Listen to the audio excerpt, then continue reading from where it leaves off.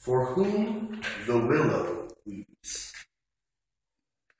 I am weary, sighed the prophet to the shady willow tree. I would stand up to the hardest kings, but no strength is left in me. I would call out to the multitude, steer them toward the straightest way. But my voice has lost its luster, and I've nothing left to say. I would sing such songs of worship that you'd bend each nodded bow. But I have no lyre to play upon, and I've no desire to sing just now. So the prophet hung his head.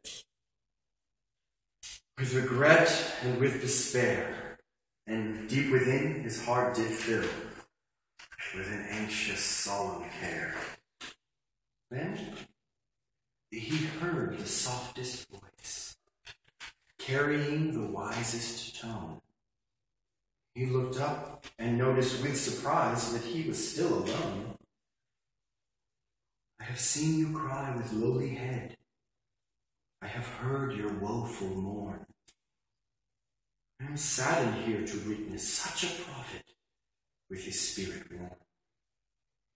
You sit underneath the shady boughs of this humble willow tree, and you count your failures one by one, all your triumphs you can't see. Have you so easily forgot the honor of your holy station? Your prophet to the sons of God, you're his voice unto the nation.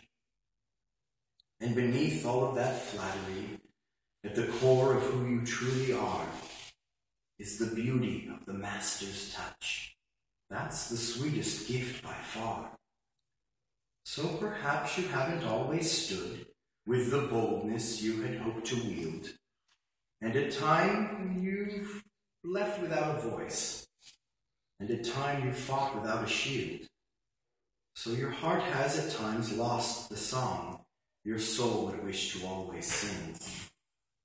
Your life's not always quite the gift your spirit knows that it should bring. Take heart, dear little prophet. Don't let sorrow burden you. You've much to do still in this life. Get up and follow through. As the prophet took in all these things, began to rise up from the dust, he called out to the steady sky, I will continue as I know I must. He stepped away from the willow's shade, then paused to whisper thank you, and began again his sacred quest to stand for what is right and true. His silhouette soon the horizon touched, and the willow was left all alone.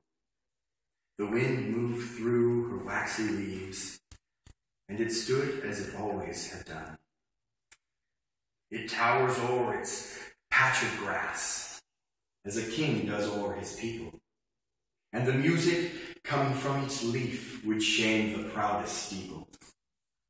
The birds and creatures needing rest find shelter in its woody hands, and the roots it sends into the ground keep it fed despite the desert sands.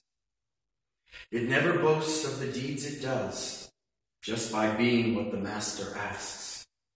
It stands each day with firm resolve, unaffected by its many tasks.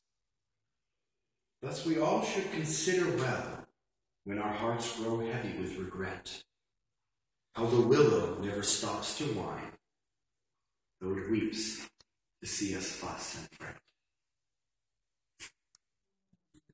Beautiful.